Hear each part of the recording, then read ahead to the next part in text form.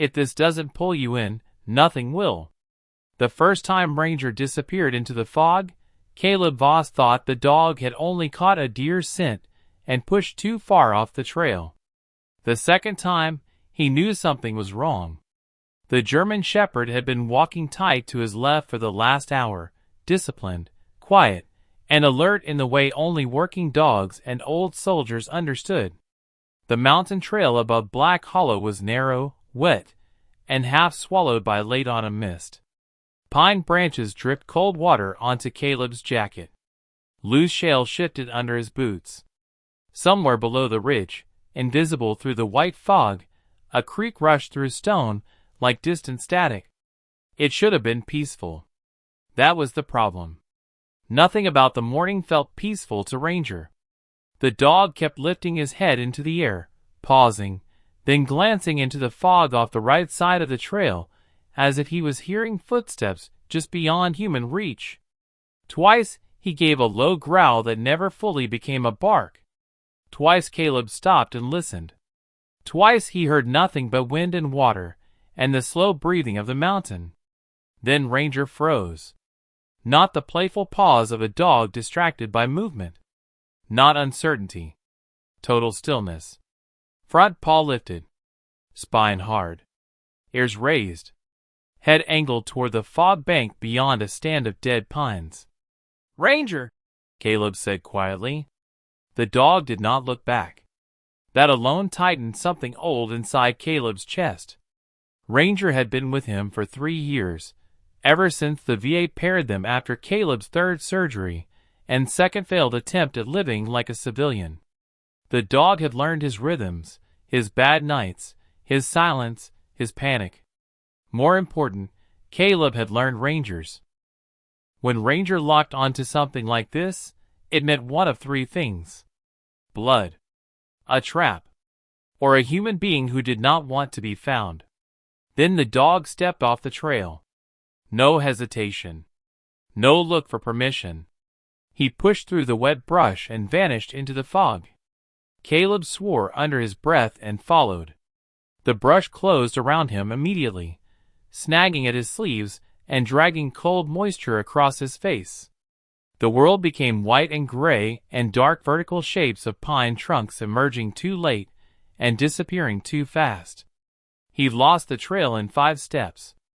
Lost the sky in 7.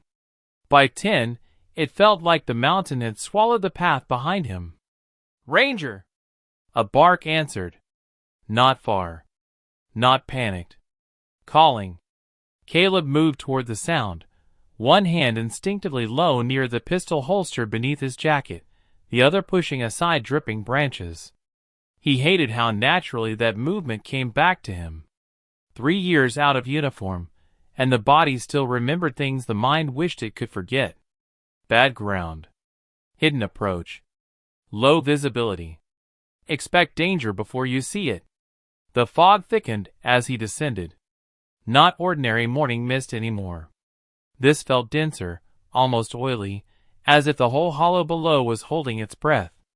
He could smell wet earth, rotting leaves, old pine sap, and under it, faint but there if he slowed enough to trust it, something metallic and dry. Not fresh blood. Rust. Caleb stopped. Ranger barked again, sharper now. Then silence. That was worse.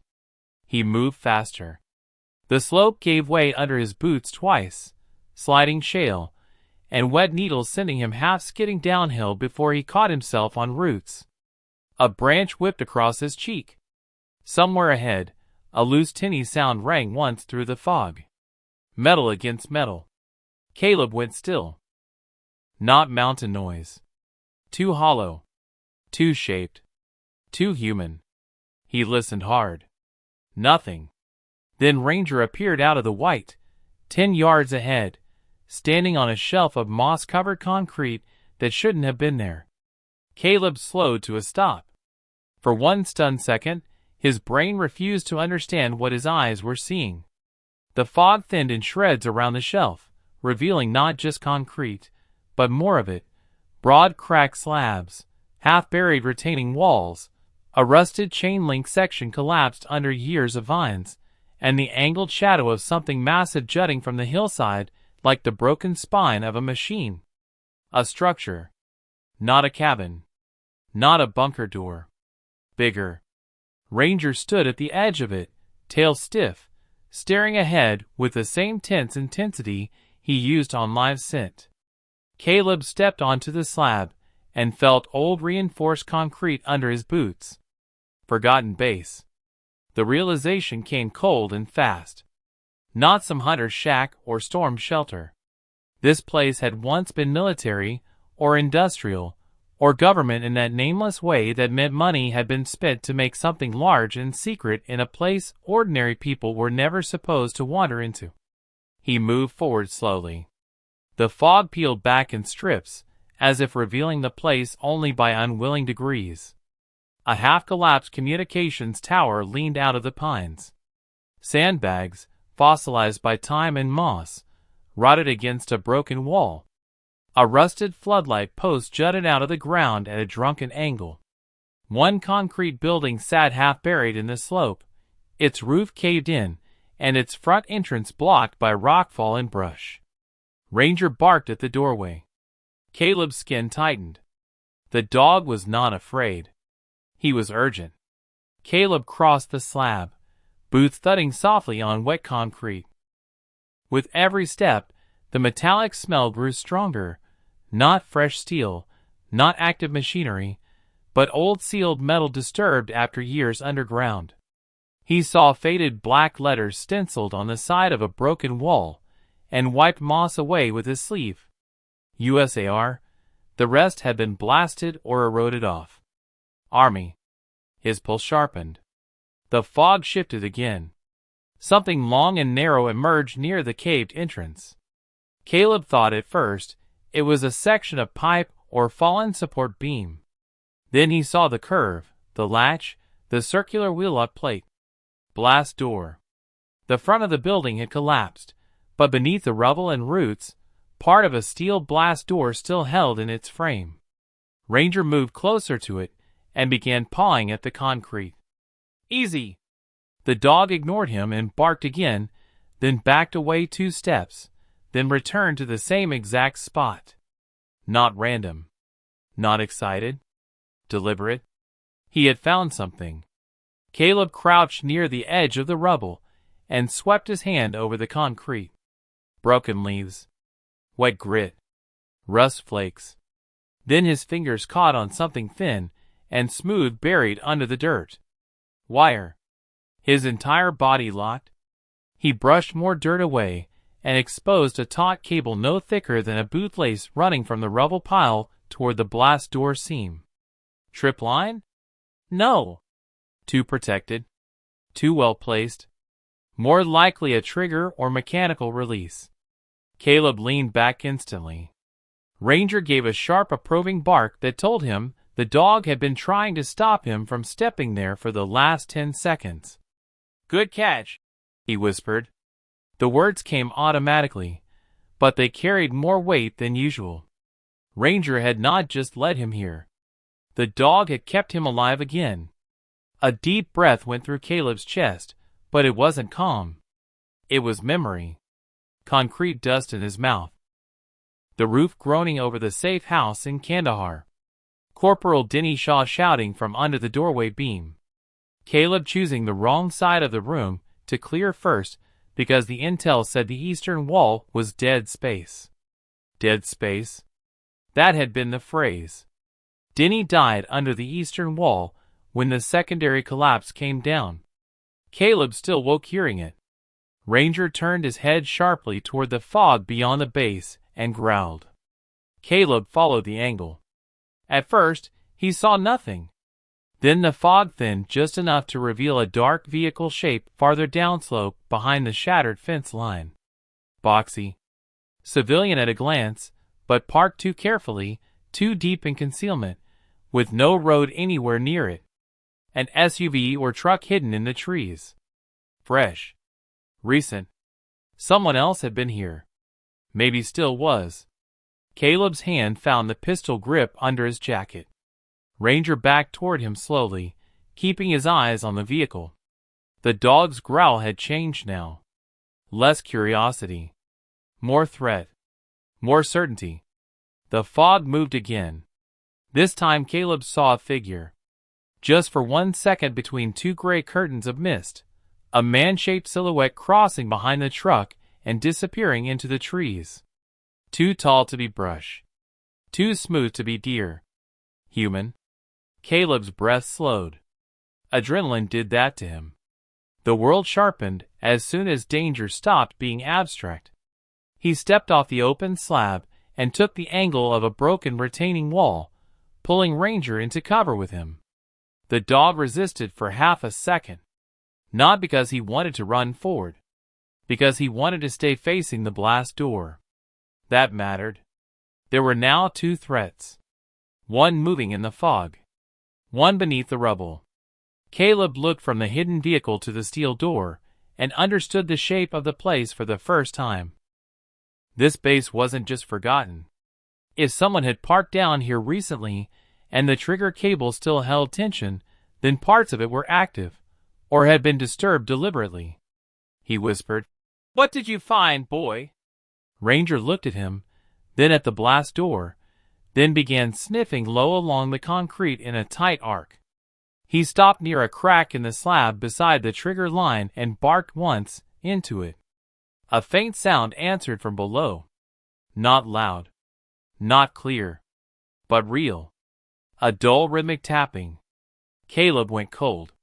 He leaned closer, keeping clear of the cable. There it was again. 3 taps. Pause. 2 taps. Not settling metal. Not dripping water. Pattern. Human pattern. Someone was alive under the collapsed base. Ranger barked harder now, front paws dancing with frustration, and the tapping beneath the slab changed. Faster. More desperate. Whoever was down there had heard the dog. Caleb looked toward the fog-hidden vehicle again. No movement now. No silhouette. But that only meant the other person had seen enough to stop exposing themselves. He was caught between an armed unknown in the mist and a live trapped signal under a potentially booby-trapped blast door. And then, as if the mountain had saved the worst detail for last, he noticed something stamped faintly into the steel near the wheel-up plate, almost invisible beneath rust and mud. Site 12/personnel containment. His mouth went dry. Containment. Not bunker. Not storage. Not shelter. Containment. Ranger barked once more into the concrete crack. The tapping below answered immediately. Then a voice drifted out of the fog behind Caleb, calm and close enough to turn his blood to ice. "Step away from the door, Sergeant." Caleb spun, pistol up. A man stood 15 feet back at the edge of the mist, half hidden among the pines. One hand raised where Caleb could see it, the other still obscured by his coat. Not startled. Not out of breath. Waiting.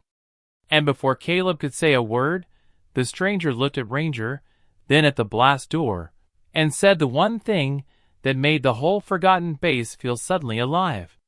"If you pull that wrong line," he said, "you bury her for good." Caleb kept the pistol steady. The man in the fog stood just beyond the broken fence line, half swallowed by gray mist and pine shadow, one hand open, the other still hidden near his coat.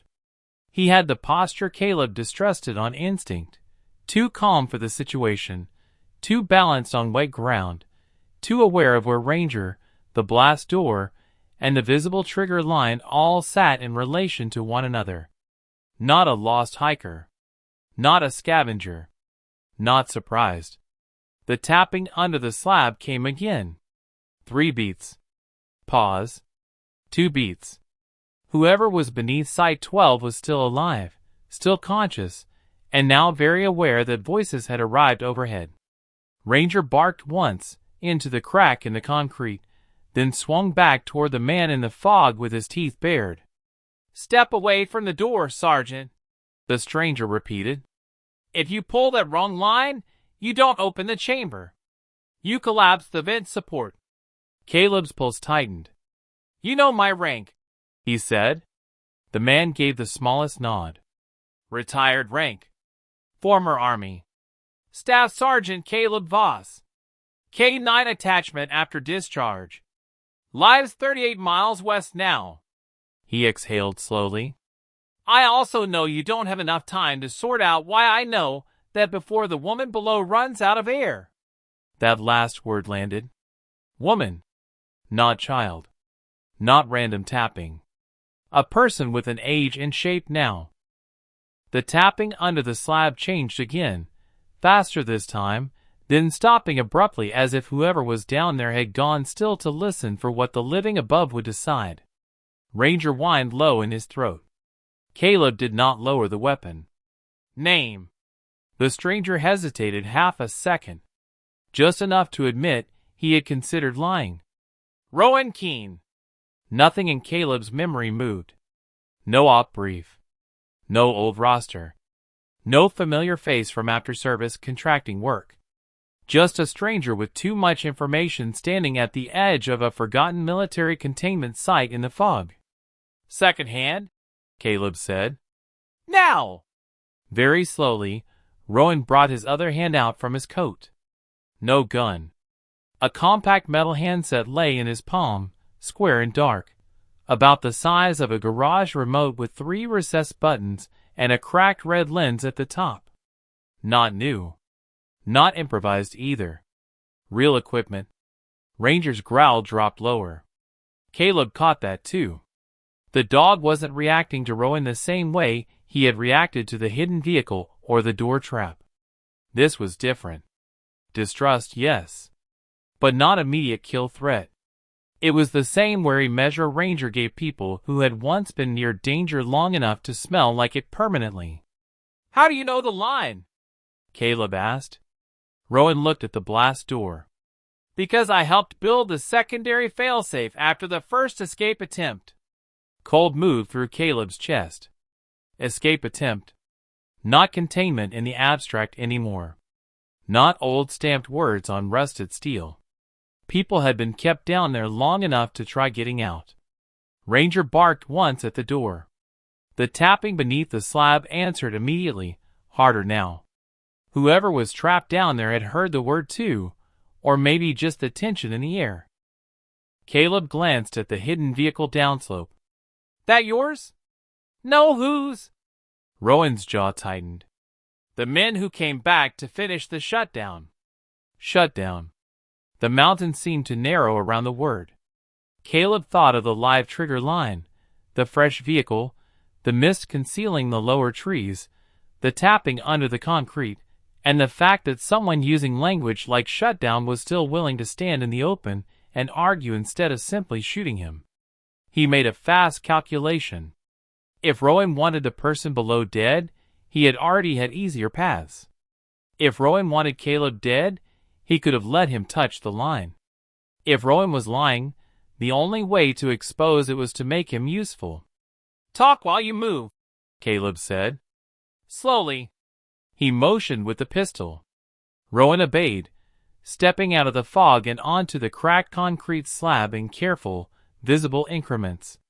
Mid-40s, lean, weather-burned face, weak old stubble, left knee favoring a little on the slick surface. No obvious weapon. Boots muddy enough to confirm he'd been moving around the site for a while.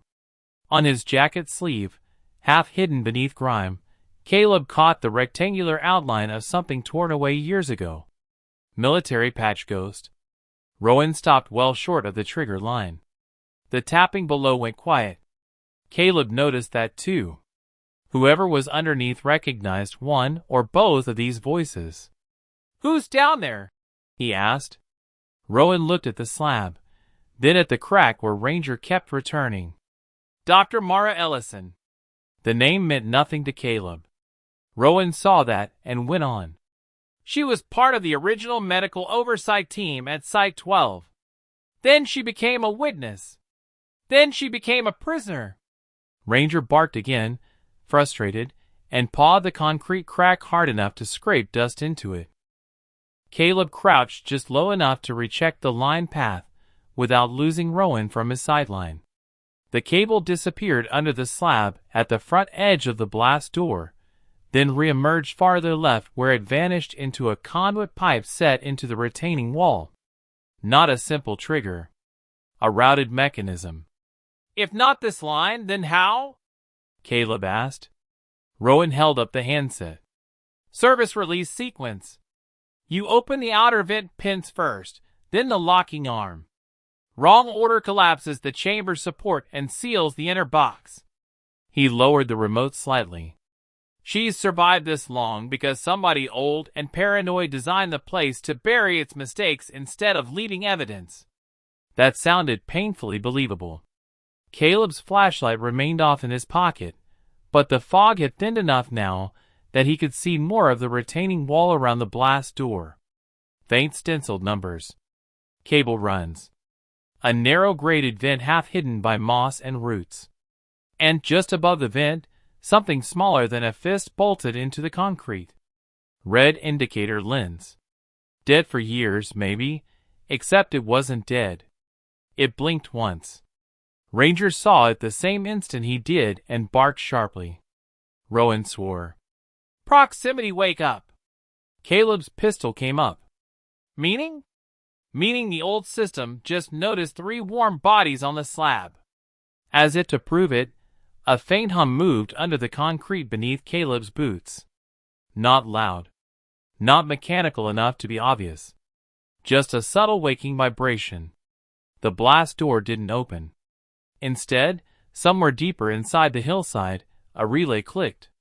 Then another. Then a light came alive beneath the fog-hidden edge of the slab, and cast a weak amber glow up through the crack where Mara had been tapping. Ranger backed off the line 2 steps, and looked at Caleb hard. "Move right." "Not there." Caleb obeyed instantly, pulling back toward the broken retaining wall. Rowan pressed the cracked handset once. Nothing. Pressed again. This time, the red lens on the wall shifted to green. "The system's still partially live," Rowan muttered. "That's either very good or very bad." Caleb did not like either option. Why would there be a doctor still inside a forgotten base? Because the base wasn't forgotten by everyone. That answer sat wrong. Caleb almost pressed him on it, then the hidden vehicle downslope chirped once. Electronic unlock. Both men turned. A door opened below the mist line.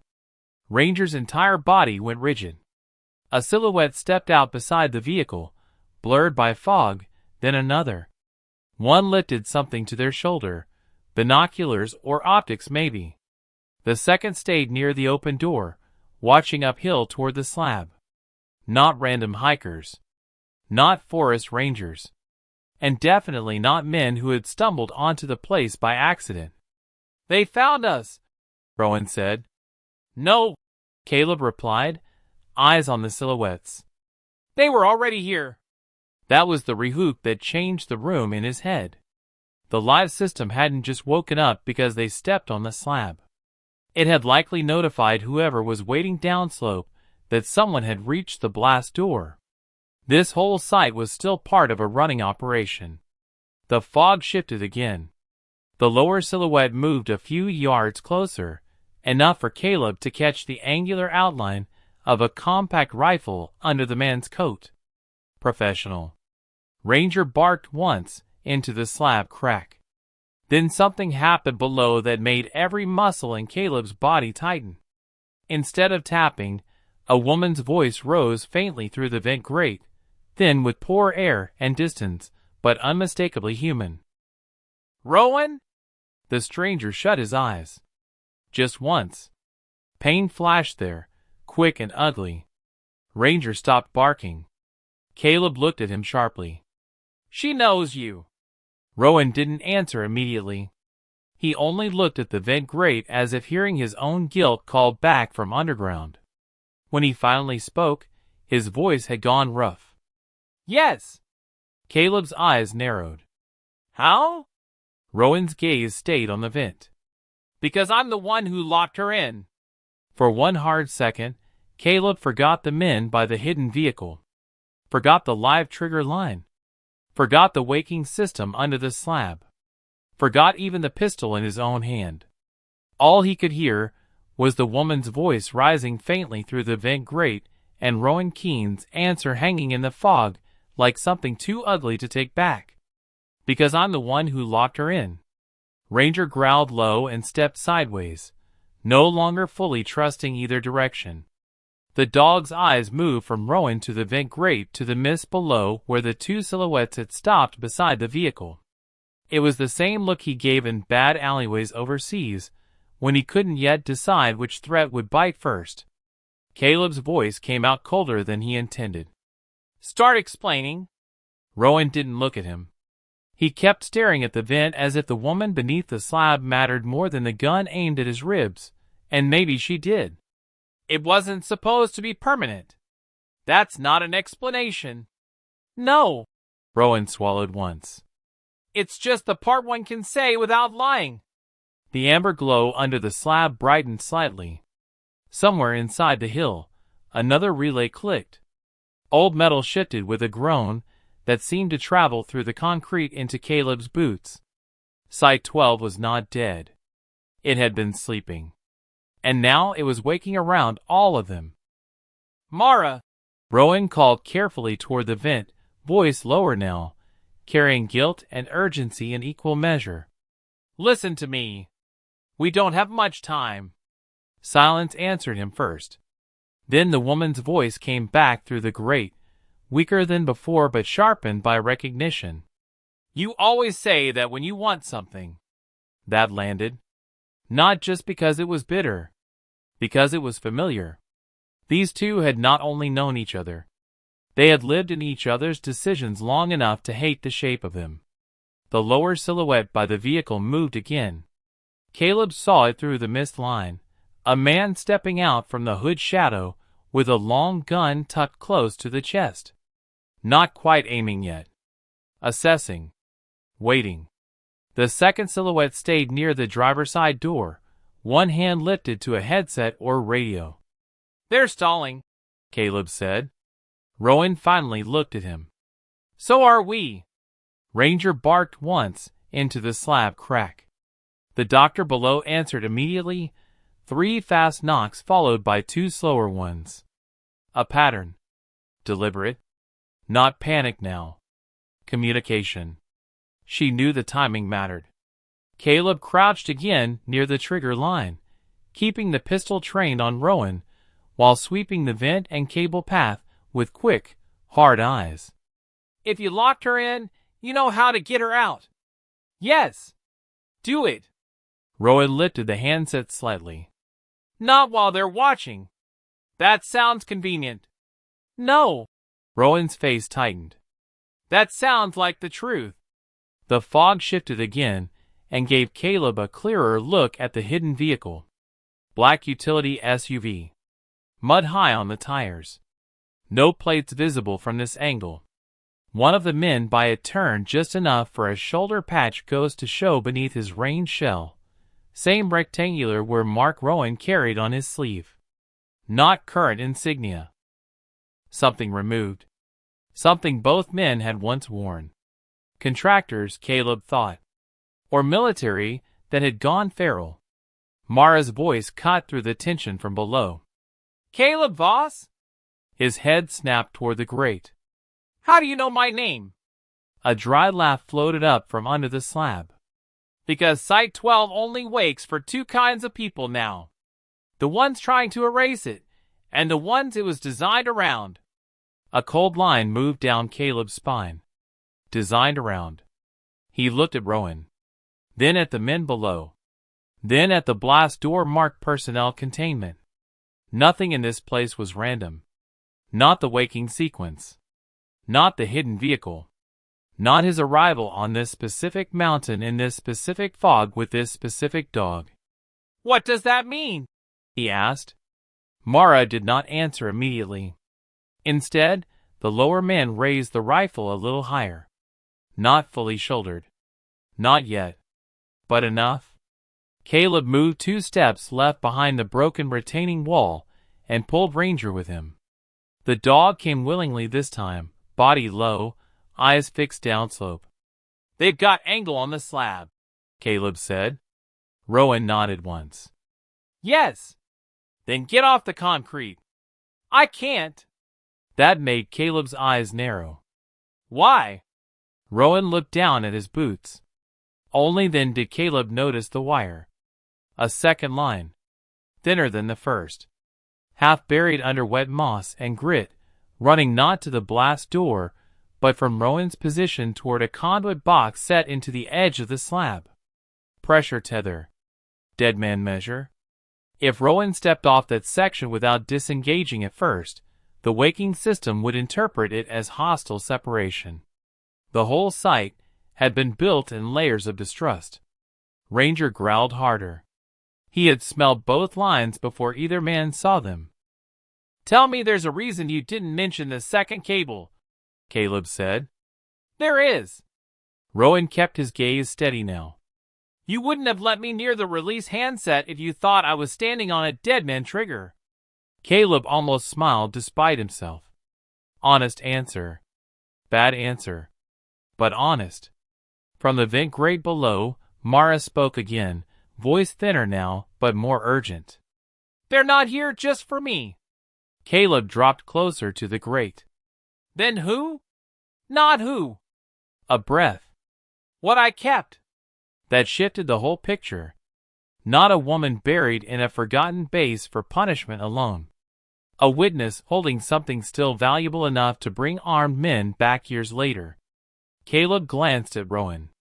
You know what she means. Rowan's jaw flexed. Yes. What is it? He looked toward the hidden vehicle. The part of glass archive they never recovered. Archive. There it was. The kind of word that turned old military ghosts into living problems. Files. Identities. Black programs. Human inventory.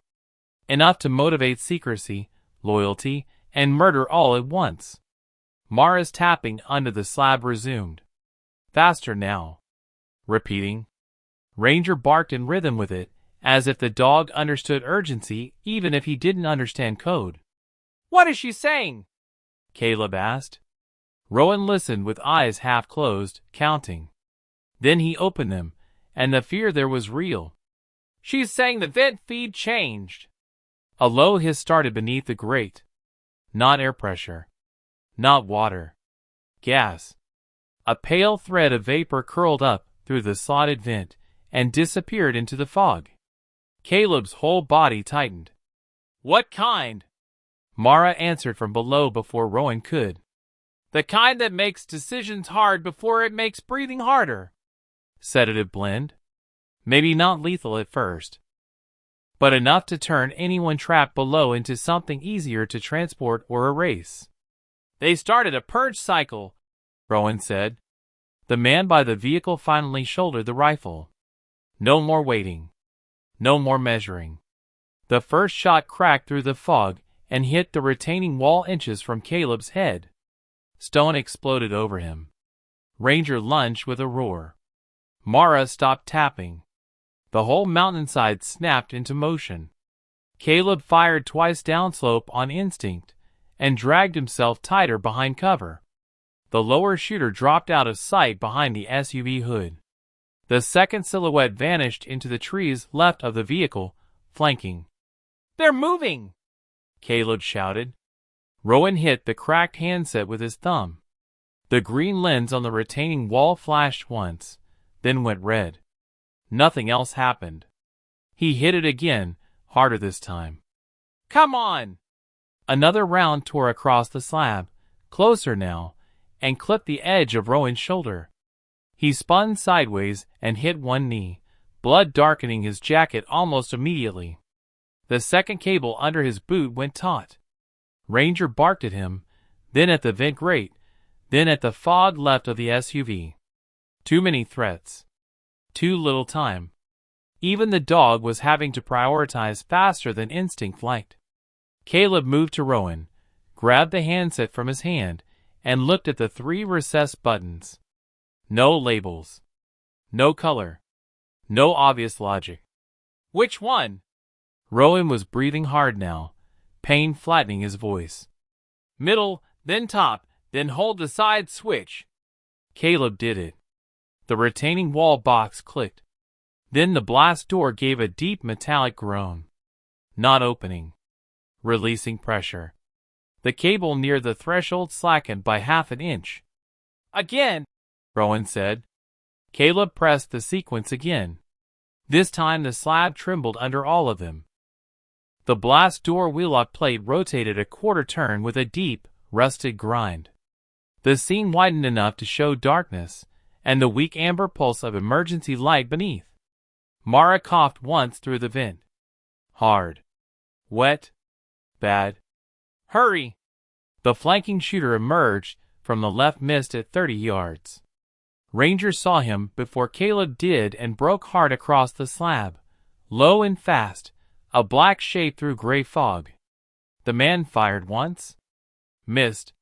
Ranger hit him at the knee and took him into the brush with a scream and thrashing branches. Good dog. But now Caleb had two immediate problems. Rowan bleeding on the dead man cable. Mara drowning slowly in gas under the door. And then the first shooter rose behind the SUV hood and shouted through the mist, voice carrying clear and cold. Rowan! Step off the line! Not a guess. A command. The shooter knew exactly what cable Rowan was standing on. That meant the whole lower team knew the site well enough to collapse it with one order. Caleb looked at Rowan. Rowan looked at the vent. Then he said the one thing that turned urgency into danger. If I move before you open the inner chamber, she dies below. And from under the slab, as if to prove him right, Mara began coughing so hard she could no longer tap. Mara's coughing turned wet. That changed everything. Not later. Not when the shooting stopped. Not when trust became clearer. Right there, on the slab above a live blast door, with fog swallowing the lower trees, and a man bleeding on a dead man cable, the sound coming up through the vent told Caleb exactly how much time had already been spent. Too much. He moved before thought fully caught up. Tell me how to keep the line live, he snapped at Rowan. Rowan had one hand clamped over the bullet crease in his shoulder, blood darkening his sleeve, boot still fixed on the pressure-tethered line under the moss. He looked once at the vent grate, once at the men by the hidden SUV, then at Caleb. There's a maintenance hook under the wall box, he said. Pull the green cover. Tension clamp. But if you miss the secondary tooth, the whole thing dumps. Comforting. Move faster than scared, Sergeant. Caleb dropped to the retaining wall box and ripped the green cover off with his multi-tool. Inside sat an old spring-loaded hook assembly half buried in dead insects and rust flakes. One jagged metal tooth held the line tension. Another sat just beneath it, secondary lock. Rowan had not lied. Miss one, and the line would unload, dropping the slab's internal brace or sealing the chamber forever. Ranger exploded out of the fog at that exact second. The German Shepherd hit the concrete hard, muzzle bloody, one ear torn, breath pumping in violent bursts. Good dog. Still moving. Still hunting. He barked once toward the lower shooter, then skidded to Caleb's side, body low and ready to launch again. The man by the SUV fired. The round smacked the retaining wall above Caleb's head and burst concrete dust across his neck. Caleb did not flinch. He jammed the hook onto the line, forced it under the first tooth, then drove it down until it caught the second. The tension shifted. Not much. Just enough. Rowan felt it immediately. Got it. Step off. Rowan hesitated for a fraction of a second, not because he doubted the clamp, but because he knew exactly what happened if it failed. Then he moved. One careful step back. The line held. The slab did not collapse. The green light on the wall box steadied. Mara coughed again below, harder now. Caleb grabbed the handset from Rowan's hand. Sequence. Bottom. Top. Hold middle. He did it. The blast door groaned like it hated being woken. Rust cracked. Internal bolts dragged. The heavy wheel plate turned another quarter, and the seam widened enough to breathe out a wash of bad air, chemical, stale, and sour with too many years of locked fear. Amber emergency lights spilled up through the crack. Then the inner chamber screamed. Not a woman. Not yet. An alarm. Then and shrill and buried in old concrete. Rowan swore. Gas threshold tripped. How long? Maybe 90 seconds before she loses muscle control. Caleb shoved the handset into his pocket, holstered the pistol for one brutal second, and jammed both hands into the blast door seam. Metal bit his palms. The door moved an inch. Then another. Ranger braced beside him and barked at the opening like force of will alone could widen it faster. Rowan came in on the other side despite the shoulder wound. Together they hauled. The lower shooter fired again. Ranger broke away, hit the edge of the slab, and barked full-throated into the fog line where the rifle flash had come from. A second silhouette appeared farther left among the trees. More men. Closing. The blast door opened wide enough for a body. Caleb dropped to the edge and shone the flashlight down. The chamber below looked more medical than military at first glance, which somehow made it worse. White tile stained brown with age. A steel cot bolted to the wall. Oxygen bottles. A bank of dead monitors. One standing lamp still flickering weakly over the room, like it had been trying to stay alive for years just to witness this moment.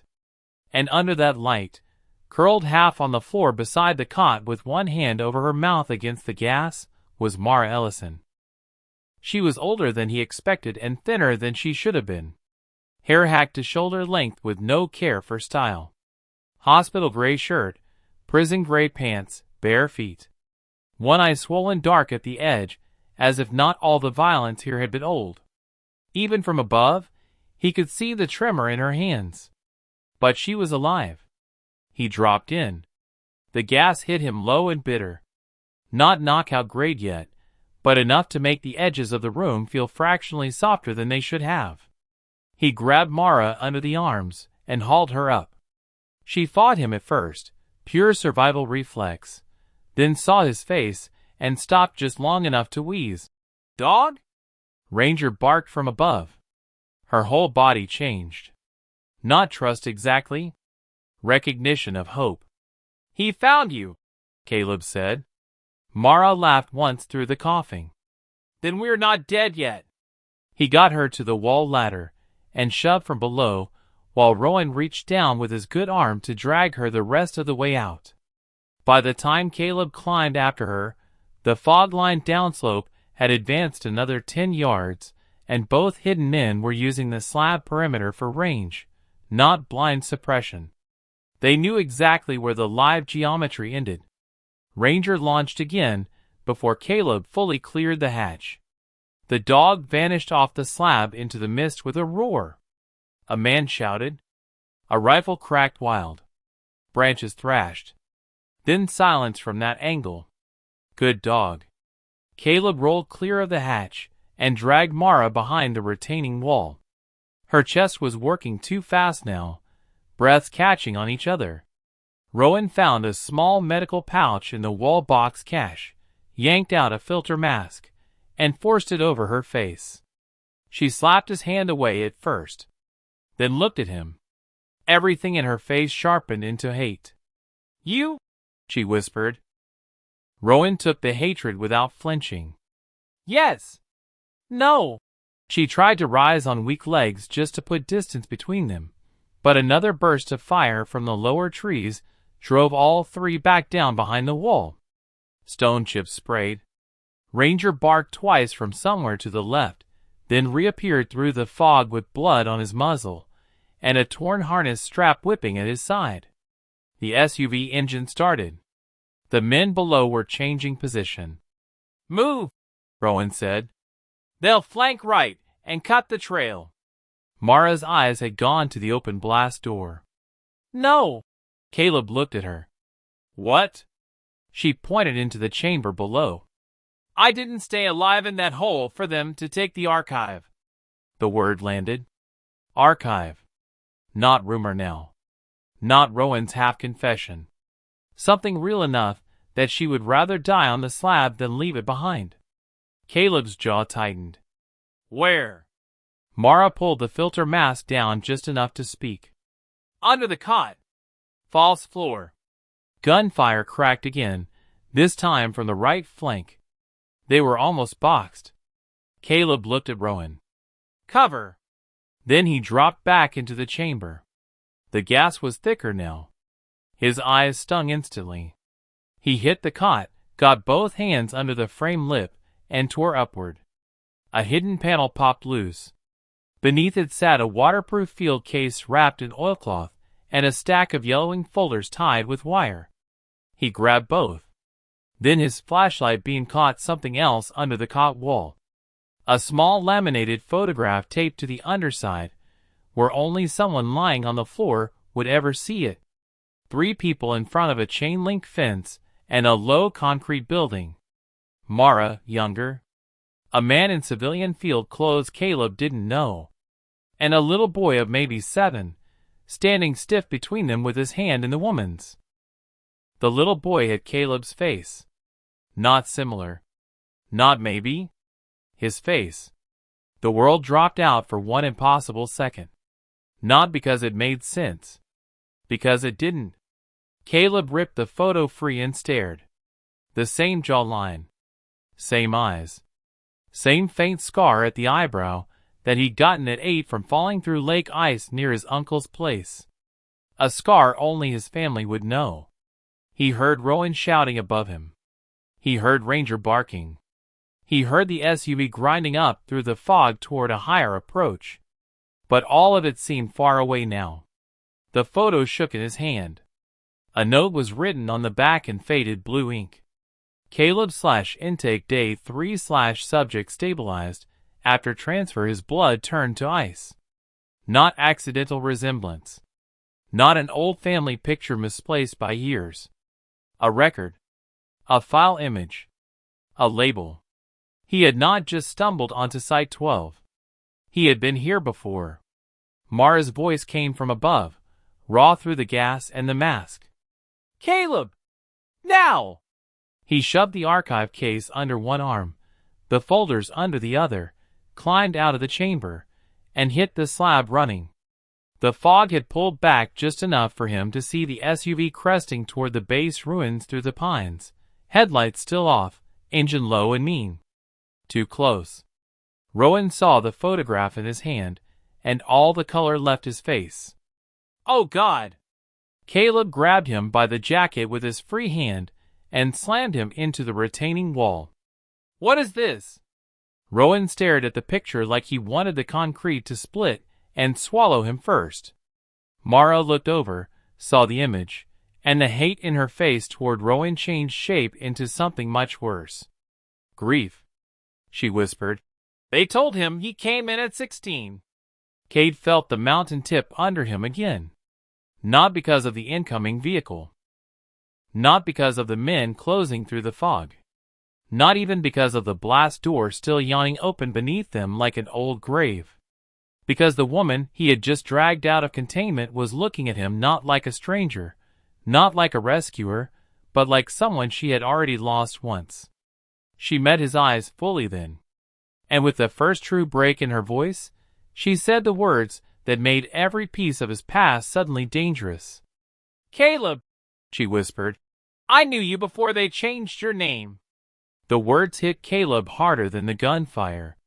For one broken second, the whole mountain seemed to lose sound. The SUV grinding through the pines. Ranger barking somewhere in the fog. The hiss of bad air bleeding out of the open chamber below. Rowan's ragged breathing. All of it fell backward behind that one sentence. I knew you before they changed your name.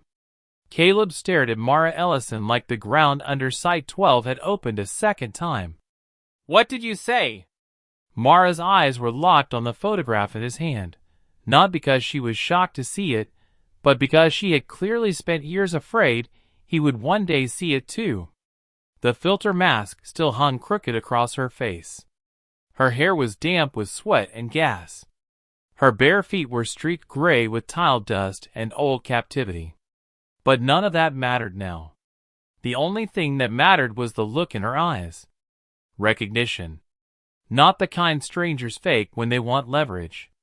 Not the kind old liars invent when they see a story cracking open. Recognition that hurts. The SUV engine cut out downslope. That brought the world crashing back. Ranger's bark changed instantly. 3 fast blasts from the right flank, sharp and urgent. Not a fine bark. Not a warning toward the lower shooter. This was different. Closer. More immediate. Someone had dismounted from the vehicle and was moving uphill through the fog. Caleb shoved the photograph into his jacket and dragged Mara lower behind the retaining wall. "Talk while you breathe." Rowan opened his mouth. Caleb turned on him so fast the older man recoiled against the concrete. "Not you." Mara swallowed hard, still fighting the gas in her lungs. "They didn't intake you at 16. That sentence landed with surgical precision. Because 16 was the age on his state records. The age on the sealed juvenile file his adoptive father barely talked about. The age social workers wrote down after the mountain rescue outside Butte when they said a teenager with hypothermia, partial memory loss, and no documented parents had been found wandering a storm drainage ditch with a concussion and a name he could not remember. 16. He had built half his life on that number. "What age?" Caleb asked. Mara answered without looking away. 7. The fog beyond the slab moved. A man-shaped shadow crossed behind the collapsed fence line, then dropped low again. Ranger snarled from somewhere out there, circling and cutting angle, forcing the approach to hesitate. Good dog. Always buying seconds in pieces of fury. Caleb crouched lower beside Mara. "Say it clearly." She did. "They took you from Site 12 when you were 7 years old." The world narrowed to a knife point. Not because he believed her fully yet. Because too much of it already fit. The note on the photo. The intake label. The way Rowan had gone white the second he saw it. The fact that Site 12 was called personnel containment instead of storage or command or relay. The old file language. Subject stabilized after transfer. The kind no one used on free children. Gunfire cracked from the trees. A round punched into the retaining wall above them and sent concrete chips skittering across Caleb's shoulder. Rowan returned fire instantly. 2 disciplined shots through the fog without rising fully into view. Someone cursed downslope. The shooter had not expected a man with a bullet crease in his shoulder to still hold a line that clean. Mara flinched only once. Then she forced her breathing back under control and kept going, because she could see Caleb needed the truth more than he needed comfort. "You were one of the processing children," she said. "Not military. Not prisoners. Not normal abductees either. They tagged some of you differently." Caleb's voice went flat. "Differently how?" Mara looked at Rowan then. Not for permission. For confirmation. He gave the smallest nod. That terrified Caleb more than denial would have. Mara turned back to him. "Legacy candidates." The words felt clinical. Deliberate. Like they came from a system so old and sure of itself it had stopped pretending children were human before she ever met him. "What does that mean?" Rowan answered this time, too quickly for Caleb to stop him. "Bloodline leverage." Caleb turned toward him. Rowan did not look away. "They selected children tied to specific names," he said. "Military contracts. Intelligence handlers. Judges. Donors. People with enough status to become useful if compromised later." Mara's mouth tightened. "Or disposable if not." The SUV door slammed below. Another operator had gotten out. The lower fog shifted enough for Caleb to see a new silhouette moving with a radio to one ear. shorter than the others. Controlled. No hurry. Command posture. Whoever had arrived in the vehicle was not muscle. They were there to supervise recovery. Recovery. Not assault. Not rescue. Recovery of what had once gone missing. Caleb looked back at Mara. "Why me?" She almost laughed, but it came out as a broken exhale. "Because your father was important enough to hurt, and your mother was dangerous enough to punish." There it was again. Father. Mother. Not abstract. Not records. Real people attached to the machinery. "My father was a welder in Billings," Caleb said automatically, hearing even as he spoke how small and false it sounded against the mountain around him. Mara's eyes softened in a way that hurt worse than pity. "The man who raised you may have been." The sentence cut clean. Ranger barked hard from the right, and then another sound came through the fog.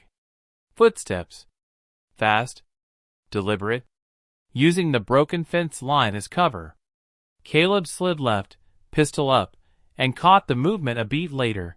A runner crossing between two blown floodlight posts, low and efficient, trying to flank the retaining wall. He fired once. The runner vanished with a grunt and a skid of boots on wet leaves. No body. No certainty. Only pressure. "Move," Rowan said. "Not yet." Caleb grabbed the stack of yellowed folders from under his arm and ripped the tie wire free. Damp papers spread open in his hands, all of them stamped with the same faded seal. Glass Archive/Site 12/Subject Intake, dozens of pages. Intake grids. Sedation logs. Age approximations. Scars. Psychological conditioning notes. Transfer chains. He scanned the first page, then the second, then found the line that stopped his heart. Subject 7A/male/reassigned ID after incident/transfer TO's civil channel recommended. Below it, clipped to the form, was a fingerprint smudge and a notation in red pencil. Retain under new surname until maternal contact terminated. Maternal contact. Not dead. Terminated. Caleb's hands went cold. Mara watched him reading, and the grief in her face deepened. "I signed the first sedation clearance," she whispered. "I thought they were moving you out to safety." The admission hit him with ugly force because it was too human. Too specific. Not a broad guilt she could hide behind. One line. One signature. One bad choice made inside a machine already built to use everyone in it. "You were a doctor," he said. "Yes." "You still signed it." "Yes." No excuses.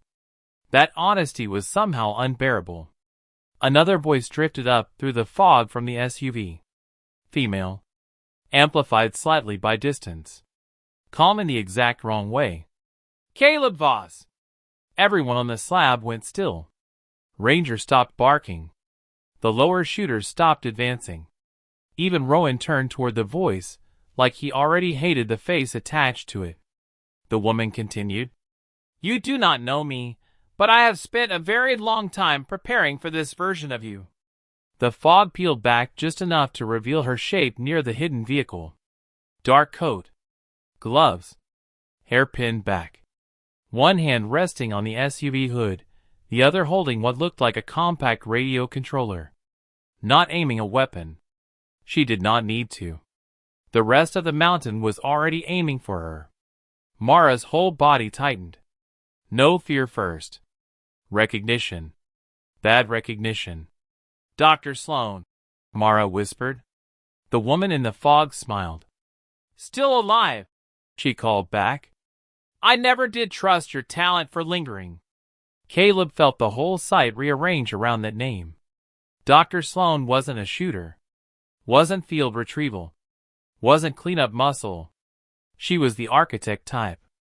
The kind who stayed far enough from the violence to keep her hands believable, and close enough to shape every outcome. "You need to come down from the slab, Caleb," Sloan said. "Bring the archive. Bring Dr. Ellison. Leave Mr. Keene where he is. He has already failed enough systems. Rowan's jaw flexed. Mara did not look at him. Why? Caleb asked. Sloane's answer came immediately. Because you deserve to know what you really are. The mountain seemed to hold its breath. Caleb almost laughed from pure disbelief and disgust. You buried children under a mountain, and you think you still get to talk like that? Sloane's tone never changed. No. I think I get to talk like someone who knows why your mother came back to Site 12 after 7 years in hiding. That landed exactly where she meant it to. Not on his anger. On the wound under it. Mara looked at him sharply. Rowan did too. Both of them understood what Sloane had just done. Shift the center of gravity from the archive, from the gas, from the live shooters, straight to Elena Mercer, and the reason all of this had begun. Caleb's voice dropped. Say it! Sloane tilted her head slightly, studying him through the fog as if checking whether the years had built the right shape of man on top of the buried child. She didn't come back for Marcus, Sloane said. She didn't come back for Nora. A tiny pause. She came back because she learned there was a second son still inside. The world stopped. No gunfire. No wind. No creek. Nothing. Not because the mountain went silent. Because Caleb did. A second son. The phrase passed through him, and left nothing in its wake that felt steady. Mara closed her eyes. Rowan whispered, No! Too late. Whatever had just detonated was not a charge. Not the ridge. Not the blast door. It was a line of truth dropped into the center of his life that turned everything around it unstable. Cade looked at the intake papers in his hands. Then at Mara. Then at Rowan. Then back at the woman in the fog. Sloane saw he was shaken and pressed the blade deeper. You were not the only transfer out of Site 12, she said. You were only the one your mother managed to lose. And from somewhere beneath the slab, deeper than the chamber Mara had occupied, deeper than the blast door, from a level Caleb had not yet seen at all, came a single hard knock from underground. The knock came again from beneath the slab. Not from Mara's chamber. Not from the blast door. Deeper. One hard strike. Pause. Then two faster knocks, as if whoever was down there knew exactly how much sound they could risk before someone above decided silence was easier to manage. Every person on the slab froze. Even the fog seemed to hold still around Site 12. Ranger stopped growling and turned his head toward the concrete under Caleb's boots, ears high, body rigid, like the dog had just been given a second problem and hated both of them equally. Dr. Sloane's voice floated up through the mist, calm and poisonous. There! She called from beside the hidden SUV. You hear him too? Caleb looked toward the fog line, then back at Mara. Him? Mara's face had gone white under the gas residue, and the mountain cold. She didn't answer right away. That was bad enough. Rowan did not look at Caleb at all. He only stared at the slab the way guilty men stare at graves they helped dig. Mara, Caleb said, harder now. She forced herself to meet his eyes. There was another intake room under mine. The world narrowed. How many children? He asked. Her mouth trembled once before she forced the words out. 2 boys came through my ward under the same maternal contact flag. You and another one. The knock sounded again. Harder this time. A living answer from under years of concrete and lies. Sloane heard the change in the sound and smiled through the fog. Caleb could not fully see her face, but he could hear the satisfaction in the way she spoke. I told you, she said. You were not the only transfer. Ranger exploded into barking at the slab. Not at the vehicle. Not at the shooters. At the ground. Caleb dropped to one knee and pressed his palm against the cracked concrete. Cold. Wet. And now, beneath the surface, unmistakable vibration. Not natural settling. Machinery. A lower lock waking up. Rowan moved first. He crossed to the retaining wall and tore at the moss around the conduit box until his fingers found a second hidden panel lower than the first. He ripped it open, exposing another wired mechanism and a recessed keyway. "There's a sub-level release," he said. "Old contingency access. Manual only." Caleb turned on him. "You knew?" "Yes." "You were going to say that when?" "When we had enough room to survive the answer." That was the kind of sentence only men like Rowan ever said. Half truth, half apology, all of it arriving too late to matter cleanly. A shot cracked through the fog and hit the concrete near Mara's bare foot. She jerked back instinctively. Ranger wheeled toward the muzzle flash, barking with brutal fury. Down near the hidden SUV, one of Sloane's operators had shifted position and was now using the fence line for partial cover. No more waiting. No more bluffing.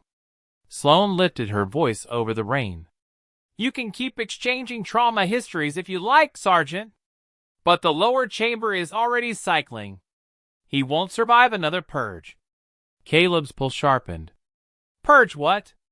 Mara answered, voice low and ugly. "Air. Light. Heat. Sometimes hope." That landed harder than the gunfire. Ranger barked again at the slab, then ran 3 tight circles and stopped near a hairline seam in the concrete Caleb had missed entirely. Not random. Not a crack from age. A square outline buried under moss, leaves, and years of weather. A hatch. Of course. Caleb crossed to it. He brushed the surface with his sleeve and exposed a rusted pull ring set flush into the slab. No visible wires this time. That worried him more, not less. Rowan shoved the cracked handset into his free hand. "If I release the lower lock with the panel keyway, the hatch gives you 30 seconds before the failsafe re-engages. You have the key?" Rowan looked at him. That was answer enough. Mara stepped in. "The key is biometric." Caleb turned sharply. "Meaning?" "Meaning Thomas built it for operators he trusted. Or for staff whose prints were stored before the site was sealed." Sloane heard that and called through the fog, amused now. "You are very close, Mara." Ranger's growl dropped lower. Caleb looked from Rowan to Mara and understood before either said it. "You?" Mara shut her eyes once. Medical oversight had access. Then open it. She did not move. Not from refusal. From fear. Caleb saw that too. Whatever waited below was not just another chamber full of old records and dead air. It was the part of this place she had spent years trying not to remember while surviving just one level above it. Ranger made the choice for all of them. He planted both front paws on the square seam and barked directly at Mara, once, hard enough to make her flinch. "Move!" She inhaled sharply, wiped one trembling hand on her prison gray shirt, and crossed to the open panel Rowan had exposed. She pressed her fingers to the biometric strip. For one horrible second, nothing happened. Then, the slab under Caleb's boots gave a deep metallic clunk. The hidden hatch rose half an inch. Below it, somewhere in the dark, a man coughed. Not old. Not elderly. Young enough that Caleb felt the sound in his teeth. Sloane's calm broke for the first time. "Take the slab," she snapped. Gunfire tore through the fog. Ranger launched downslope, not at random, but at the first advancing operator trying to close the distance. The two vanished into the mist in a collision of fury, shouting, and snapping branches.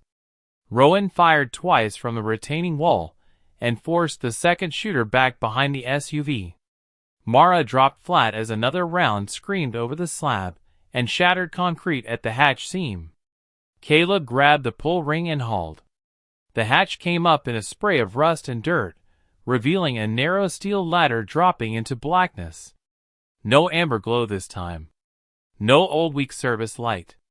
Just dark, and the smell of cold metal, stale air, and the deep terrible scent of a place that had held a human being far too long. He swept the flashlight down. The beam vanished into 15 feet of shaft, and then hit a lower corridor. Concrete. Steel door. Floor drain. And on the far wall, painted in faded black letters, Sublevel B/Pediatric Stabilization. His stomach turned. No more questions about what kind of place Site-12 had been. The mountain answered for itself. Another cough rose from below, followed by a dragging sound, as if someone down there was trying to stand for the first time in too long. Caleb dropped one boot onto the ladder. Mara grabbed his sleeve. If he's been under a long cycle hold, don't rush him. Bright light, loud noise, sudden touch, he may panic. Caleb stared at her. He may also not know how old he is, she added, and the grief in her face nearly stopped him. Sloane shouted from the fog. If you go down there, I level the slab. Rowan shouted back without looking at her. Then you bury the only live proof you came for. Good. Let her need. Caleb started down. He made 4 rungs before Rowan's shout brought him back. Wait! Caleb looked up. Rowan was bleeding badly now, one hand over the shoulder wound, the other holding the archive folders Caleb had dropped beside the retaining wall. The photograph with the intake label had slid free on top. Rain speckled its surface. There's something else, Rowan said. No time. Caleb almost told him that. Then he saw Rowan's face. Not fear. Not self-preservation. Regret sharpened into duty. What? Rowan looked at the photo, then at Caleb. They didn't transfer you out because you were chosen first. The fog seemed to pull tighter around the slab. Caleb's hand clenched on the ladder rail. They transferred you out, Rowan said, voice rough now. Because you were the one who fought back. The sentence hit like another crack opening in old concrete. Below him, the unseen man in sublevel B gave another dragging cough. Above, Sloane's people were advancing again. Ranger was still in the fog. Mara was white with fear and memory. The archive sat open in the rain.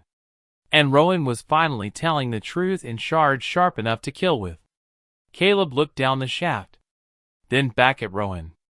What about the other one? Rowan's answer came too slowly. That was all the warning Caleb got. A grenade launcher thunked from the fog. Not fragmentation. Gas. The canister bounced once on the slab and began hissing white. Mara's eyes flew wide. No! Rowan moved instantly. He hit the hatch release lever with his good hand and shouted one word at Caleb. Down! The steel hatch slammed shut above Caleb before he could climb back up. Darkness swallowed him. On the far side of the sealed slab, he heard Mara screaming, Ranger barking wildly in the fog, Rowan coughing through the gas, and then Sloane's voice, muffled through steel but clear enough to understand. Take Dr. Ellison alive. Leave Keene if he stops breathing. Caleb hit the hatch from below with both hands. Locked. Sealed. He was trapped in the dark with the unseen survivor below him, and Mara was being taken. Cade hit the underside of the hatch twice before he forced himself to stop. The steel above him did not move. The seal had dropped hard, old hydraulics or counterweight lock engaging from the slab side the second Rowan slammed the release. On the far side of it, the world had become muffled and terrible. Boots moving through wet concrete, Ranger barking in violent bursts, Mara shouting something he could no longer fully make out, and underneath all of it the hiss of gas flooding the upper chamber. Then even those sounds began to blur. Not because they had stopped. Because the sublevel below him was swallowing them. The darkness in the shaft felt older than the rest of Site-12. Colder too. The metal ladder under his hands had no give, no warmth, no hint that people were ever meant to use it casually. This was the kind of access point built for handlers, not for rescue. Cade forced his breathing down. Up top, he had failed the room. Again. Mara taken. Rowan cut off. Ranger alone in the fog. Another split-second decision, turning into someone else paying the bill for him. The old guilt came fast, sharp as wire, trying to pull him backward into the same pit he'd lived in since Marcus died. No! Not now. He dragged his flashlight from his chest rig and thumbed it on. The beam cut through the shaft and found the floor below again, stained concrete, an old drain channel, one steel door hanging half open at the end of the corridor, and, just inside the spill of light, a hand. A human hand. Thin. Pale. Resting flat on the floor, as if whoever owned it had used the last of their strength to reach the doorway, and then stopped there. Cade dropped the rest of the ladder fast. His boots hit the sub-level floor hard. The air down there was foul in layers, bleach, rust, old wiring, stale sweat, and the dry medicinal smell of places where pain had been organized. Somewhere overhead a pipe knocked with slow hollow rhythm, but otherwise sub-level beheld the kind of silence that made every movement feel witnessed. The hand moved. Just once. Alive. Cade crossed the corridor, with the pistol low and the flashlight steady. The steel door at the end was open only partway, enough to reveal a small room beyond. A cot. A cabinet. Monitoring lead stripped from the wall. Chains. One yellow emergency bulb still glowing weak and sickly over everything. And on the floor beside the cot, half propped against the frame, was a man. Not old. Not young enough to look untouched by years either. Late 20s, maybe 30. Beard overgrown. Hair cut badly with no mirror. Hospital gray shirt hanging off a body starved down to hard lines and shadows. One ankle still cuffed to a floor ring by a chain that had clearly been cut and reattached too many times. Bruises old and new stippled one arm. His mouth was blood dark from coughing. But when the flashlight reached his face, his eyes lifted. And Cade felt the ground leave him. Because the face staring back at him was his own. Not exactly. Older at the mouth. Harder at the brow. A pale scar split the left eyebrow instead of the right. The nose had healed crooked after a break Caleb never had. But the structure, the jaw, the eyes, the cheekbones, the unmistakable family likeness magnified by proximity and stripped of all easy denial, was enough to make the room tilt. The man saw it happen. Some exhausted, bitter recognition moved through his expression, almost like relief had forgotten how to show itself cleanly. "So," he whispered, voice shredded from disuse, "they sent the wrong brother again." Cade forgot the pistol in his hand. Forgot the shaft above.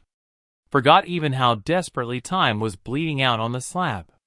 He took one step forward and heard his own voice, like it belonged to somebody else. "What did you say?" The man coughed once, hard enough to fold in on himself, then forced the words back out. "You're Caleb." His eyes closed for half a second and opened again. "That means she finally made it close." She. Elena. Not a question. He knew her. Cade crouched slowly, every muscle in his body pulled tight against the possibility that this was another layer, another manipulation set up by a place that had already lied about his name, his mother, his age, his death records, his entire life. But lies usually tried too hard to convince. This man looked too tired for theater. "What's your name?" Cade asked. The answer came with no drama at all. "Jonah." The word hit like a blade sliding between ribs. Not because it was familiar from memory. It wasn't. That was what made it worse. A brother's name that should have lived somewhere inside him, but didn't. A missing piece announced so plainly it made the absence around it scream. Jonah watched the shock land, and gave the faintest, ugliest laugh. "Yeah. That part usually takes a minute." Cade looked down at the chain. Old lock. Reinforced floor ring. His hands moved automatically toward it. Jonah caught his wrist before he touched the metal. Don't! Cade's head snapped up. There's a secondary charge in the ring housing, Jonah said. Pull wrong. You take the leg off at the knee. Maybe both of us if you're close enough. Of course there was. This whole mountain had been built by men who preferred damage to escape. Then how do I open it? Jonah looked toward the corridor ceiling, listening to something Cade couldn't yet hear. Blue box behind the cabinet. Manual key override. If they didn't remove it this cycle. Cade swept the flashlight. There, half hidden behind the metal cabinet bolted to the wall, a small blue lockbox wired into the floor ring housing. He moved toward it, still unable to stop glancing back at Jonah's face, as if repetition would make it less impossible. One family likeness could be coincidence. This much could not. The cabinet groaned when he shifted it. The blue box was still there. Better, the key sat clipped inside beneath a cracked plastic seal. Either the handlers never expected anyone to reach this room from above, or they wanted the prisoner mobile under supervision. Cade unlocked the floor ring. The chain went slack. Jonah didn't move immediately. He just looked at his freed ankle like the idea of standing without permission had become too foreign to trust. Then his eyes flicked to the shaft above. The flashlight caught it this time. Movement in the dust drifting from the ceiling. Not collapse. Footsteps. Muffled. Multiple. Heavy enough to carry through the hatch frame. They had finished taking the slab. Cade felt ice move through him. They're coming down. Jonah nodded once. Then we don't have much time. The exact sentence Rowan had used. The exact one Mara had flinched at hearing. This whole place was full of repeated lines, as if captivity had trained everyone inside it to speak around the same clocks. Cade helped Jonah up. The man almost folded on the first try, but recovered fast enough to tell Caleb something important. He was weaker than he looked, but he was not broken. Where's the archive? Cade asked. Jonah's head lifted sharply. Mara got out? For the moment. A flash of fear something went through Jonah's face. Relief, yes, but not only relief. Protective urgency. He knew what Mara mattered above the level of witness or doctor. He gestured weakly toward the cabinet wall. Second panel. Under the vent. She hid the living records there when they pulled her upstairs. Cade frowned. Living records? Jonah met his eyes fully for the first time. The names of the ones they didn't kill, he said. And the names of the parents who paid to make sure no one could prove they ever existed. There it was. Not just trafficking. Not just black site containment. A ledger of bloodline erasures and bot disappearances. The major reveal beneath the major reveal. Cade reached under the vent grill and found the loose panel Jonah indicated. Behind it sat a waterproof sleeve packed with cards, photos, and wafer drives. Then his flashlight hit the top photograph. 2 boys. One maybe 7. One maybe 6. Both staring at the camera with the same unwilling stillness children were when adults force documentation. The older boy was Cade. The younger was Jonah. On the back, in faded medical pencil, were 4 words. Sibling pair retained together. Cade stopped breathing. Retained together. Not brothers found. Not children rescued. Retained. Jonah saw the photo in his hand and looked away first. They separated us after you bit one of the handlers, he said quietly. That's why you were transferred out. They couldn't make you compliant fast enough, so they changed your paperwork and moved you to the civil channel. His mouth tightened. I didn't fight right. The sentence landed harder than any confession so far. Not because of guilt. Because of love twisted by survival. He had remembered his brother not as a person, but as the standard he had failed to match. Cade looked at him, at the chain marks, at the cut ankle cuff, at the room built to erase a child until only evidence remained. "No," he said. "You lived." Jonah's face changed. Just a little. Enough. Then the hatch above them clanged open. A voice dropped down the shaft, female, amplified by concrete and authority. "Jonah," Dr. Sloan called. "If Caleb found you, then listen carefully. The woman upstairs is already back in custody." Cade went still. "No." Sloan continued before either brother could speak. "Mara Ellison will remain alive only as long as you bring him to me with the records intact." Jonah's expression didn't break. It hardened. Not the face of a prisoner now. The face of someone who had heard this pattern too many times, and finally run out of fear to spare for it. He looked at Cade, then at the shaft, then down at the photograph still shaking in Cade's hand. And for the first time since the hatch sealed above him, Cade saw what his brother had become in the dark. Not just a survivor. A weapon waiting for the wrong order. Jonah stepped away from the cot, stood on his own legs despite the pain, and said into the shaft with terrible calm. "Then this time," he said, "you get neither of us." Jonah's words had barely finished echoing off the concrete when the shaft above erupted in motion. A flashbang dropped through the hatch. Cade saw the silver cylinder hit the ladder rung and bounce once toward the floor. Jonah moved before the sound even fully registered. He kicked it under the cot and threw himself into Cade's chest at the exact same moment the device detonated. White light filled sublevel B. The blast hit hard enough to punch the air out of Cade's lungs and turn the room into a screaming blur of static and dust. The cot frame absorbed the worst of the concussion, but not enough to spare them. Cade slammed into the wall panel where the living records had been hidden. Jonah hit the floor on one shoulder, rolled, came up on one knee despite the chain bruises and the weakness, and grabbed the old monitoring stand as if it were a rifle. Odin barked from somewhere beyond the shaft, sharp, furious, alive. That was the first thing that mattered. The second was Dr. Sloan's voice dropping cold through the ringing in Cade's ears. "Gas first. I want them moving, not dead." Jonah laughed once. Not because anything was funny. Because after years of captivity, some men stopped reacting to the language of control and started despising it on instinct. He looked at Cade through the lingering white haze and said, "Left wall." Cade's vision was still strobing, but he obeyed. He slammed his shoulder into the concrete paneling along the left side of the room and felt something hollow behind one section of cinder block. Not obvious. Not easy.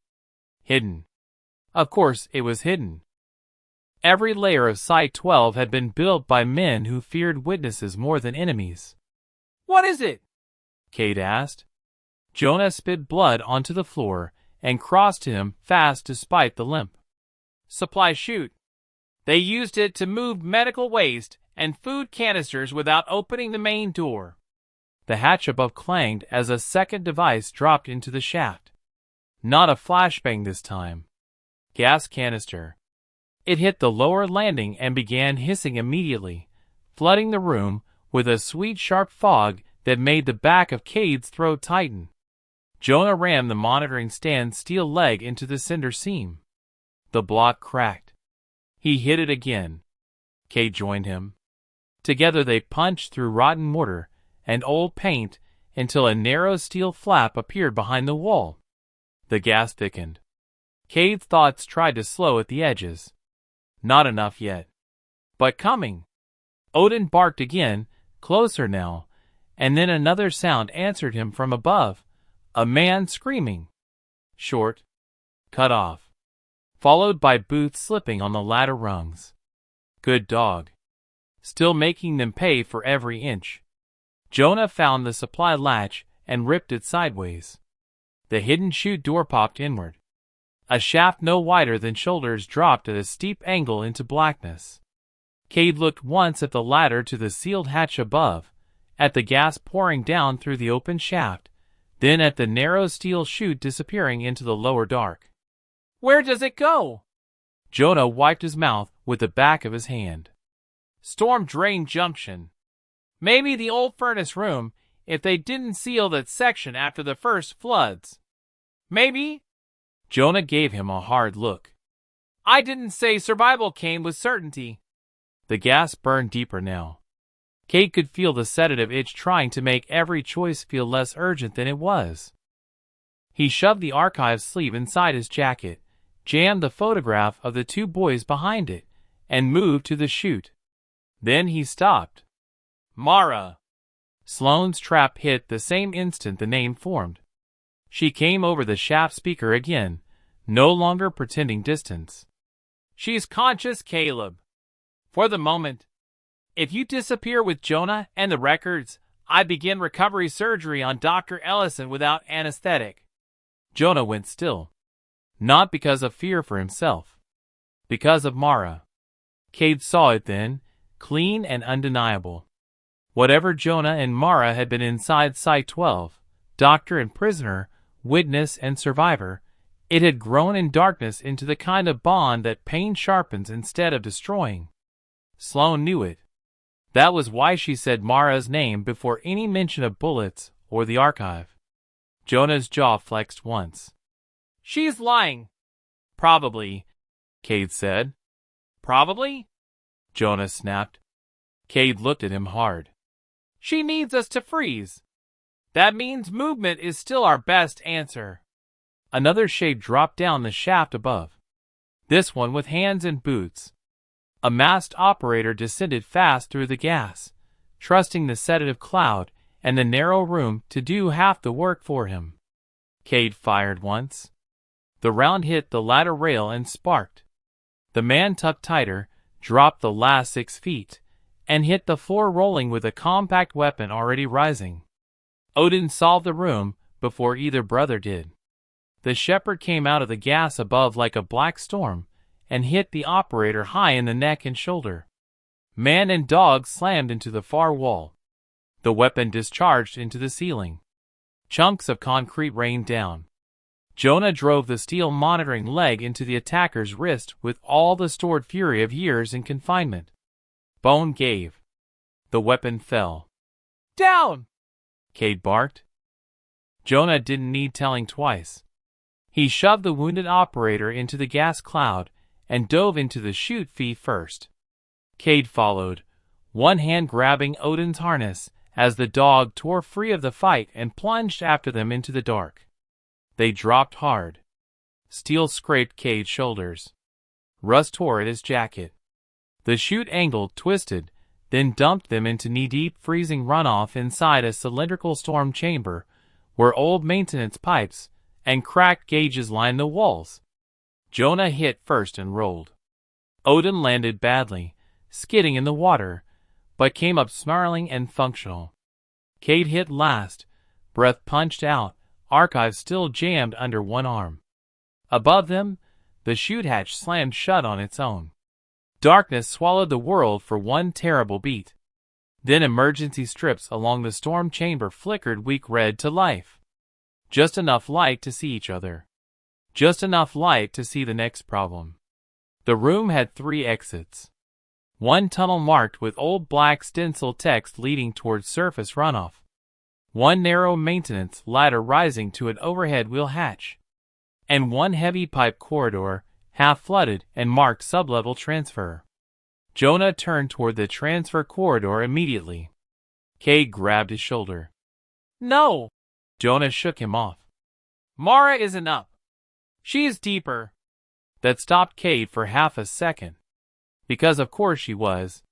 Sloane wouldn't keep the one leverage point closest to the breach. She would move her inward, downward, wherever Site-12 still had live surgical rooms or custody chambers no one else could reach fast. Then we don't walk blind into their center, Cade said. Jonah came back at him with heat at last. I've lived blind in their center for 20 years. The sentence hit like a door slamming. Odin whined once, sharp and frustrated, then moved toward the surface runoff tunnel, only to stop halfway there. He sniffed. backed away, growled, "Not that route." Then he turned to the overhead ladder, listened, and barked once. Better, but still uncertain. Cade followed the dog's line upward. The wheel hatch above them had condensation running down the bolts, and fresh scrape marks around the edge. Recently used. "Sloane," he said. Jonah looked up too. "She'll have a team there." "Exactly." The transfer corridor then. The place Jonah wanted to run. He hated that his brother might be right. Above them, boots hit the chute hatch. Voices. The operator downstairs had bought them maybe 30 seconds, not more. Sloane's people would open that steel panel soon. The chamber would become another box. High danger had arrived in full. Cade made the call. "Transfer tunnel." Jonah was already moving. They hit the corridor at a half-run through thigh-deep water, emergency red flashing off pipe condensation and old warning signs. The passage sloped down, then right, then down again, deeper under the mountain. Every few yards another branch split off and disappeared behind locked grates or half-collapsed service walls. Site 12 was not a bunker. It was a buried city of controlled disappearances. Odin kept point but slower now, more careful, checking scents in bursts, ears flicking at sounds too low for either man to catch yet. Then, without warning, the tunnel floor trembled. Not from running. Not from collapse. Machinery. Somewhere ahead, old hydraulic doors were cycling open. Jonah stopped dead. "Mara," he said. Not a guess. Recognition. Cade looked at him. "How do you know?" Jonah stared into the dark ahead, where the red light bent around the next corner. "Because that corridor only opens when they move human cargo." The word sat in Cade's chest like iron. Human cargo. Not prisoner transport.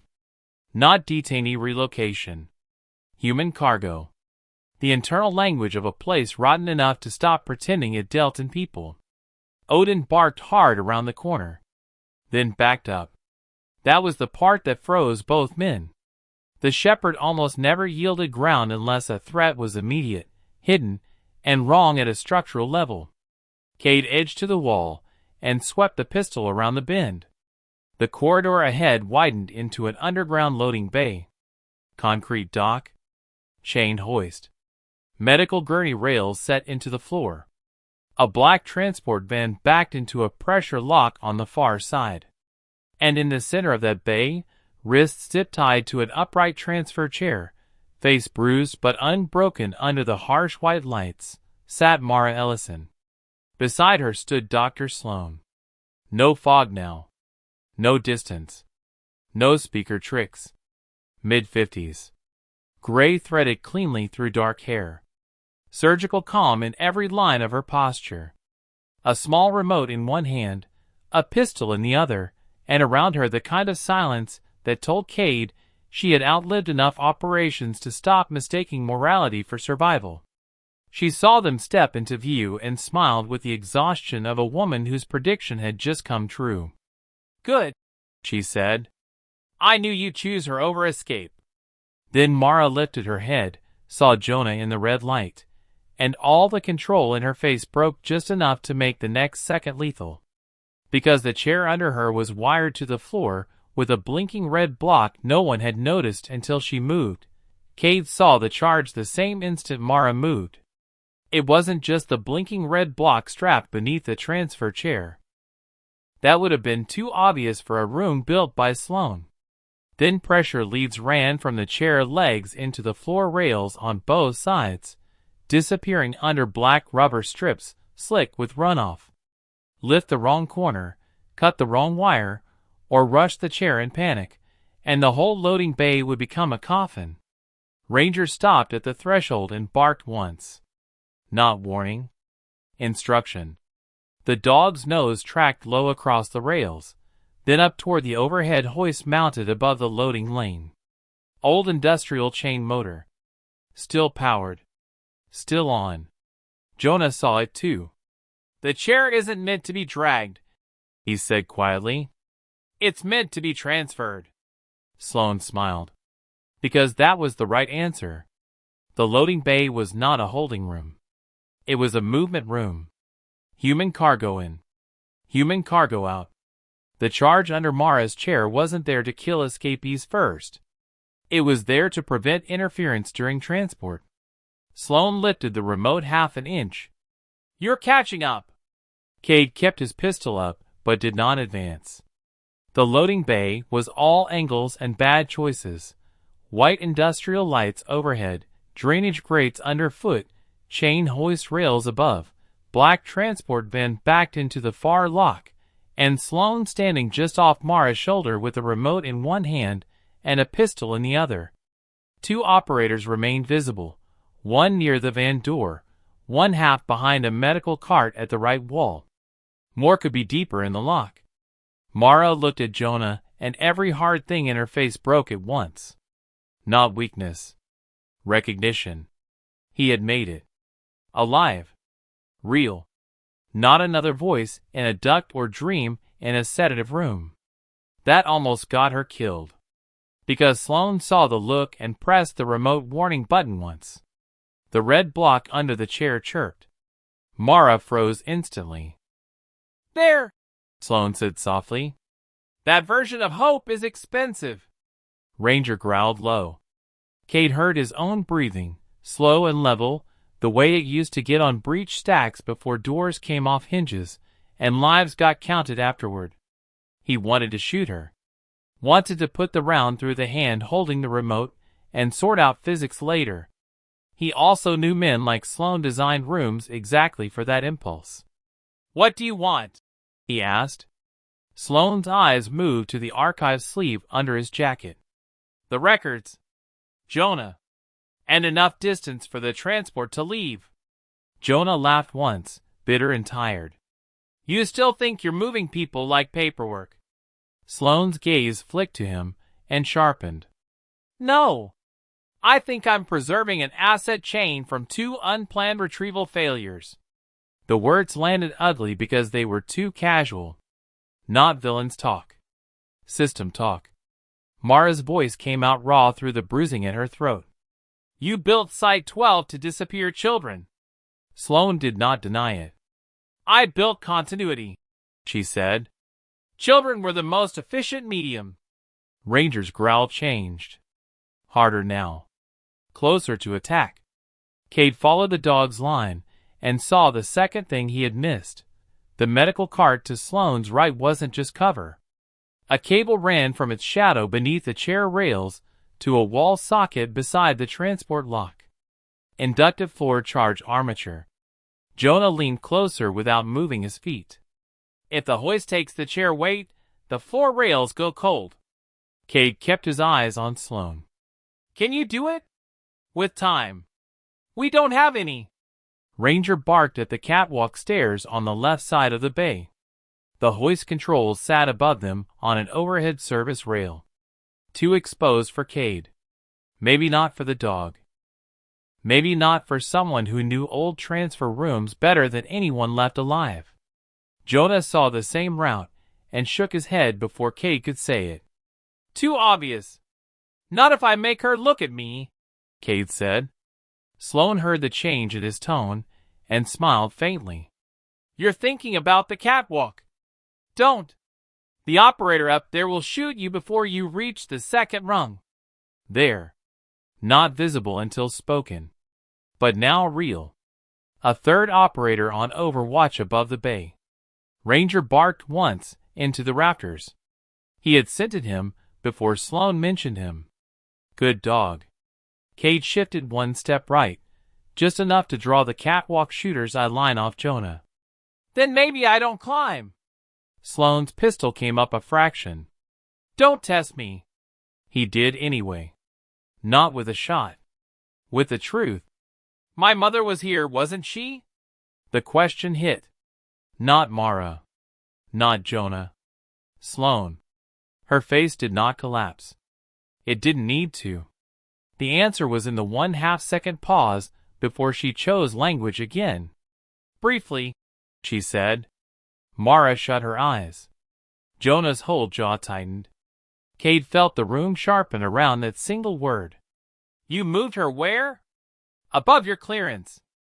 Try me. Sloane looked at him the way surgeons look at damaged tissue. Problem first, person never. Thomas removed her from the ravine perimeter once your profile split. You were useful. Jonah was containable. Elena made both unstable. The names in one sentence almost broke the whole room. Not because Cade didn't know them now. Because Sloane said them like categories in a file. Ranger moved. Not at Sloane. At the medical cart. He hit it low and hard enough to shift one wheel out of alignment. The cable beneath jerked. The red block chirped once. Sloane snapped her gaze down. That was all Jonah needed. He ran. Not to Mara. To the left wall staircase. The catwalk shooter broke cover above to acquire him.